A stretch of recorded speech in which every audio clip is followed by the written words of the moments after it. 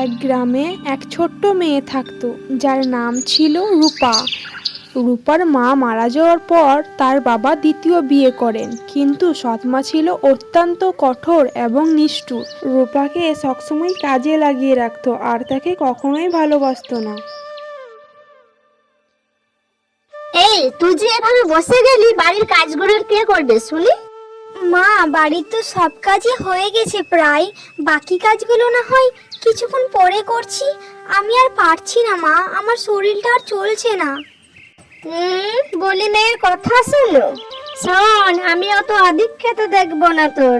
কাজ করতে না পারলে বাড়ি থেকে বেরিয়ে যা বাবু, আমার সোজা কথা। কিন্তু মা, আমি কোথায় যাব? আমার তো যাবার মতো কোথাও নেই। আমি কি করে বলবো তুই কোথায় যাবি বাবা? তোর দু চোখ যেদিকে যায় সেদিকে যা, তবে আমার বাড়িতে ঠাঁই নেই। আর এটা শুনে রূপা মন খারাপ করে হাঁটতে হাঁটতে গ্রামের বাইরে জঙ্গলে চলে যায়।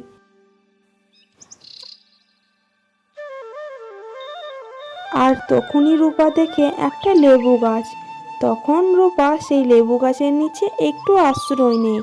আর ঠিক তখনই লেবু গাছটা বলে ওঠে, রূপা, কি হয়েছে রে মা তোর?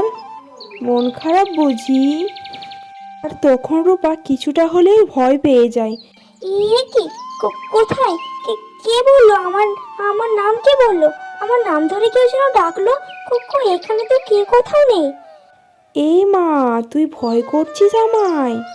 আমি রে, আমি, এই তো তোর ওপরে লেবু গাছ। আরে, এ তো খুব মজার ঘটনা।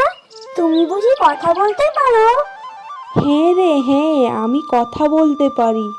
আর আমি যেমন তেমন লেবু গাছ না, আমি হলাম একটা জাদুর লেবু গাছ। তুই যা চাইবি আমি তোকে তাই দেব। বল মা, তোর কি চাই?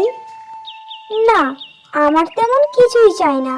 আমার চাওয়ার মধ্যে একটাই, তুমি কি আমায় দিতে পারবে? আরে বল না, তুই কি চাস? ভেবে না হয় দেখছি। আমার যতটা সম্ভব আমি তোকে ততটাই দেবো। তার বেশি তো আর পারবো না রে মা। বল তোর কি চাই? আমি চাই একটু শান্তি, যেখানে আমি মন খুলে থাকতে পারবো আর আমার মায়ের ভালোবাসা পাবো। আমার সৎ মায়ের কাছে আমি কখনোই ভালোবাসা পাইনি। যখন থেকে রয়েছি তখন থেকেই আমায় দুটো চোখে দেখতে পারে না। কিন্তু কি করব, আমি তো অনেক অসহায়। আমার থাকার মতো বাকি আর জায়গা নেই। তাই আমি একটু শান্তি চাই। তুমি কি দিতে পারবে আমায়? বলো না, পারবে দিতে আমায়? হ্যাঁ, আমি তোকে সব দেব। তবে তুই একটু বস, আমি তোকে কিছু খাবার দিই। তুই অনেক ক্ষুধার্ত আছিস রে মা। আর এই খিদের জ্বালা তুই সহ্য করতে পারছিস না, আমি সেটা খুব ভালো মতো জানতে পারছি। তুই এখানে বস, আমি আমার গাছ থেকে তোকে দুটো লেবু দিচ্ছি, তুই এটা খা। বাহ, তুমি তো খুবই ভালো। আমাকে তুমি লেবু খেতে দিলে।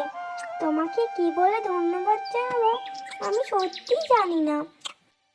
না রে, আমাকে ধন্যবাদ জানাবার প্রয়োজন নেই। তুই বরং আজকে বাড়ি ফিরে যা, অনেকটা সন্ধে গড়ে এসছে। কিন্তু আমি যে বললাম আমাকে থাকার একটু আশ্রয় দিতে হবে, তুমি আমায় এভাবে কেন বলছো? আমাকে তোমার কাছে থাকতে নাও। না রে মা, আজ আমি তোকে আমার কাছে রাখতে পারবো না। তবে আজ তুই বাড়ি ফিরে যা। কখনো যদি কোনো অসুবিধা হয়, আবার তুই এই লেবু গাছের কাছে এসে বসিস। আমি আবার আসবো তোর কাছে, কেমন? আজ তোকে আমি আশ্রয় দিতে পারলাম না, এটা ঠিক কথা, কিন্তু তোকে আমি মায়ের ভালোবাসাটা দিতে পারি। তুই আমায় মা বলে ডাকতে পারিস রে মা। আমারও কোনো সন্তান নেই, তুই আমায় মা বলে ডাকতে পারিস।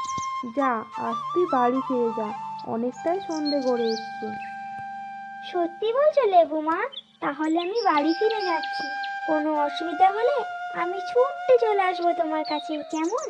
এই বলে রূপা আবারও চলে যায় তার সৎ মায়ের কাছে।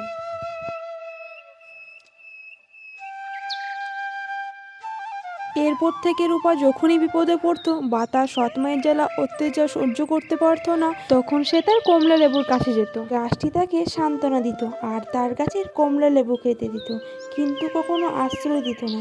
সে জানতো তাকে আশ্রয় দিলে অনেক বিপদ হবে রূপার।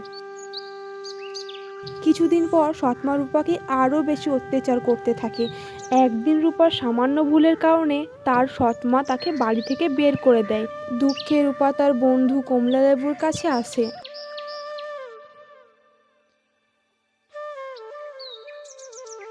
এবং সব ঘটনা জানায়। আচ্ছা মা, তুই আর কান্না করিস না, আজ থেকে তুই আমার কাছেই থাকবি। দাঁড়া, আমার শক্তি দিয়ে একটা তোকে বাড়ি বানিয়ে দিই, আর সেই বাড়িতেই তুই থাকবি, অনেক নিরাপদ।